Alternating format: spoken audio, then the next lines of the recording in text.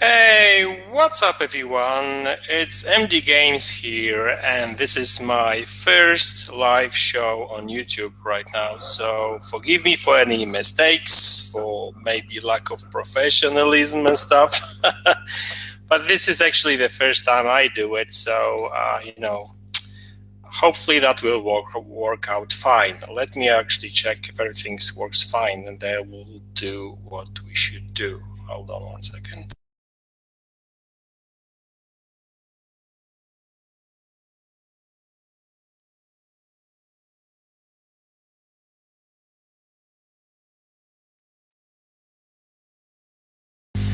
Okay, so the live stream seems to be fine. I'm online, and hopefully you can hear me fine. So today's show was supposed to be an interview with Tim. His name is Tim, and he's actually a guy behind the Operation Razor. So unfortunately, I have no means to contact him right now. I was actually trying to ping him like for the last couple of minutes and stuff, but he's not responding to my tweets and stuff. So I'm not sure if this interview will actually go live. So I'm not sure what's going on with this guy right now.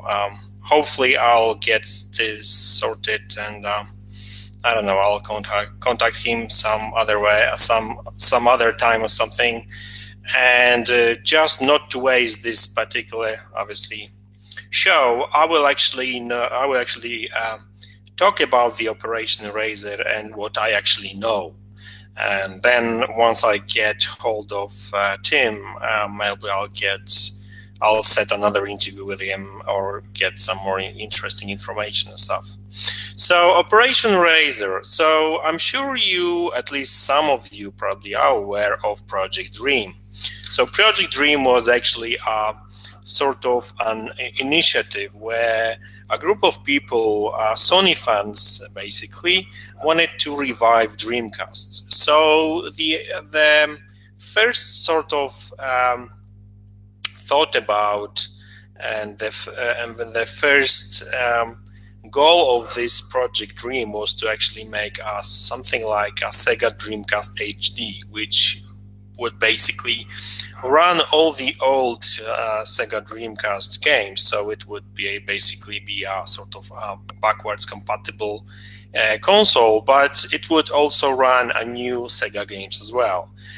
They apparently have been in contact with Sega for a while, but unfortunately, for some internal no reasons, basically they sort of split up, and the old technicians working for the project and working on the actual prototype of the console left the Project Dream, and the Project Dream pretty much ceased to exist. Apparently, it's been still sort of being tried to revived by some people, and it's been rebranded as Dreamcast Reload or something like that, apparently. But I don't know whether it's going to be successful or not, because let's face it, I mean, Sega might have seen this as well, so they might have think that, I don't know, it's not really worth their while. But I wish them luck as well. So what's the Operation Razor? So far I know it's basically similar to some sort of sense, initiative, but they don't really want to revive Dreamcast. What they really want to make is the completely new console, which would obviously run all previous Sega console games. And we're not talking about Sega Dreamcast. We're also talking about Sega Saturn, Sega Mega Drive, and all previous ones, basically, right? The interesting bit about this particular console is it's not really an backwards compatible console using emulation, but it's really going to be about simulation.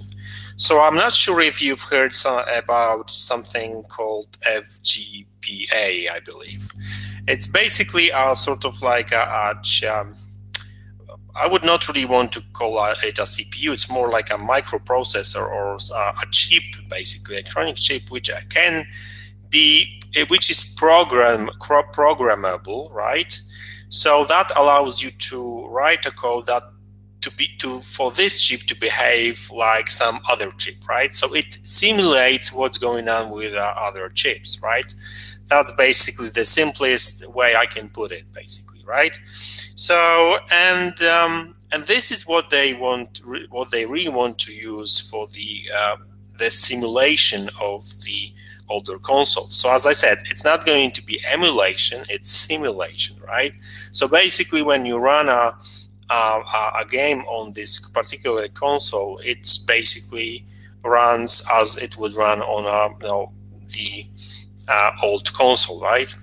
Now, so this is one thing. The other thing is that the way they want to approach the whole project is that they don't really want to get involved in,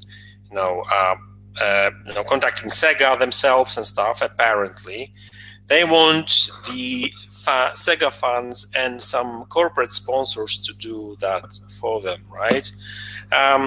As I said, I don't know the all details about it, and I was hoping to get that information from Tim. So that's all I know so far from the information I've got from him, and from the obviously their website and the podcast they've done.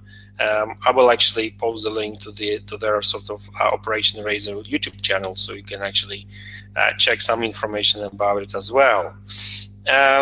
So that's that. Apparently, this console is going to be very powerful. I've heard some claims about GPU being on the par. I mean, even being more powerful than Xbox One Scorpio GPU. So Scorpio's GPU is going to be 6 teraflops GPU, and this particular one for the Operation Razor, and that's going to be a semi-custom chip as well, apparently is going to be 7.2 teraflops. Obviously, I don't know more details about it, so it's difficult for me to elaborate on it, and I don't know any specifications and stuff. So, as I said, we will have to wait for Tim to confirm that and get more information from him, hopefully in the next interview. Now, the other thing is that now, in terms of multimedia and stuff, right? Because Tim seems to be very focused on the games, which is fine because they are building a game console, right? They want to go back to their roots. And what he's actually saying that obviously there will be some multimedia capabilities on this new console, but this is not their main focus. So they don't really want to make another Xbox One or PlayStation 4 or Scorpio or Neo or whatever, right? They want their console to be unique. I mean, unique in a way that it's going to be very focused on the probably arcade kind of games and that kind of stuff. The kind of games that Sega have been always good at, right? So we'll see how that goes. As for the game's going to be distributed on the optical drives, discs, and that's the best way to get obviously the new games, but also to play the previous console games. I mean, the retro games, right? Like the games from Sega Saturn and Dreamcast and Sega Mega Drive CD and etc., right? Apparently, there's going to be some kind of like Sega Hub thing, which is going to be something like a Sega online store where you will be able actually to get some of the classic games, digitally as well. But that, as I said, that's still in the works apparently. Right now, they are working on some patents because what it is that they want to patent the whole console and some, technical aspects of it. So they've got full control over what's going on with the console when they go publicly with it. I don't know any dates about the reveal of the console or anything like that, I'm afraid. So I guess it's still up in the air. Well, I would have thought that that's basically going to depend on how fast they will sort out all the patent issues and stuff, which they apparently, I mean, not issues, but they want to patent it. So obviously they don't really want to show anything up until they've got the full control over it, right? Now, they keep talking about corporate sponsors, but I don't know anything about that yet, so it's difficult for me to say. I don't know anything, as I said, I don't know anything about online services. This is something that I wanted to ask them about, or don't know anything about multi-platform games, but I would have thought that they will have those as well. However, from what I've heard, there will be some certification program where, when you will want to release a game for the Razer, then obviously you will have to go through the certification path, just like Nintendo do that as well. I mean, I'm pretty sure that PlayStation and I mean, Sony and Microsoft do have the same as well. The games need to be some sort of like checked or something, but I don't know. I'm not an expert on it, so I might be actually wrong. Don't know anything about Prototype. This is something that I wanted to ask them about. Unfortunately, apparently they will be creating some games for this new console as well. So it seems like there's going to be some exclusives coming to it as well. Hopefully something from Sega as well, because obviously at the end of the day they will want to involve Sega in the whole process as well. Because, well, let's face it, if this is going to be about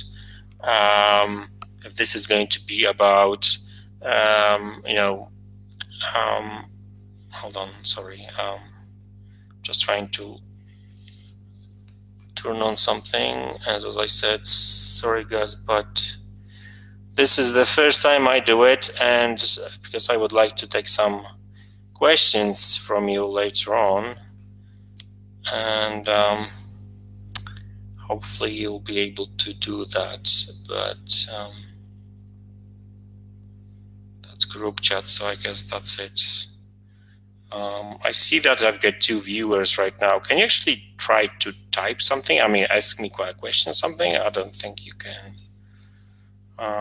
Okay, no worries.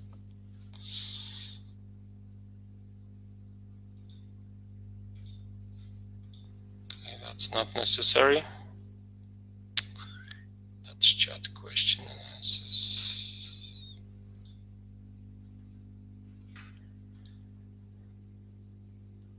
Sorry, I just want to enable the question and answers, but I'm not entirely sure how to do it, I'm afraid. Maybe this is something that I would have to do before I started the actual show. That's a shame. It tells me that this function is disabled, and so I should be able to enable it, shouldn't I? Okay, anyway, let's not focus on that anyway. So yeah, so that's the whole thing about the Operation Razer, and hopefully I will get Tim on the show sooner or later. Obviously, I'm still not getting any replies from him, which is a bit of shame, because I was hoping for a quite interesting interview with him. Because I'm a Sega fan as well. I mean, don't get me wrong. I'm a fan of every single console that I can play good games, right? Actually, I used to have Sega Dreamcast, and Sega Saturn as well. So I remember those games, and it would be actually nice to try this console out, and maybe actually I would be very happy if Sega would come back to the console market, hardware console market, really, because obviously they still publishing the games, but to be honest with you, they're not the same company as they used to be. At least this is my sort of opinion on it, and it would actually be very interesting to see if if they would get back to the shape they used to be. I mean, the games like Sonic games, like Virtua Fighter games, like Shenmue, Daytona USA, Sega Rally, etc., etc. I mean, they still do quite good arcade games and stuff, right? So at the end of the day, it would be very interesting to see what would they be able to do with such a console. Now, another thing is about the Sega, not so much about Operation Razor this time around. What is actually that they seem to be interested in sort of the whole Sega Saturn HD prototype, which actually Project Dream was working on, right?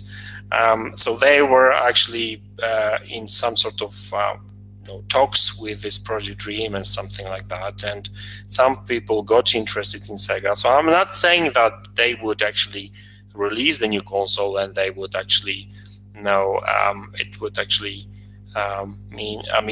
no, but at the end of the day, no, there must have been something to it. But my fear is that after Project Dream collapsed, they may not be interested in this anymore. So that's going to be a challenge for anyone. Right now, because after Project Dream failure, you never know how that may actually end up. So yeah, I think that's basically wraps up everything I know about Operation Razor, I guess. Hopefully, I will get Tim on the show sooner or later. As I said, I just checked again, and he's still not replying to my tweets. I'm afraid. So I don't know. Maybe he just overslept or something. You never know. So that's a bit of shame, right? But it is what it is. So anyway, thank you very much for tuning in to this show. As I said, I'm very sorry about the whole show. It was supposed to be an interview, but Tim did not show up. So hopefully I'll get that set up. Maybe I don't know. Maybe I'll try to set something up over the weekend or something like that. So if you're still interested and stuff, so watch the space, and hopefully that's gonna work out this time around. So as I said, thank you very much for tuning in, and check out my channel for any updates regarding Operation Razor. I will also post the links to the Operation Razor project, Patreon website, and the actual YouTube channel as well. So you may actually check out their YouTube channel, and there's some videos as well with some interesting information as well. I mean, those videos are quite lengthy, so you need to prepare for that. Really, I mean, Tim seems to be playing some games and talking about the Operation Razor, asking some questions, and trying to obviously as well answering some questions and stuff. So and forgive me for like a sort of lack of professionalism, if you will, because now that's the first time I've done the live show, so I'm not really the best with the whole setup and stuff. So hopefully that wasn't too bad, and yeah, so stay tuned for more information, and take care. Bye.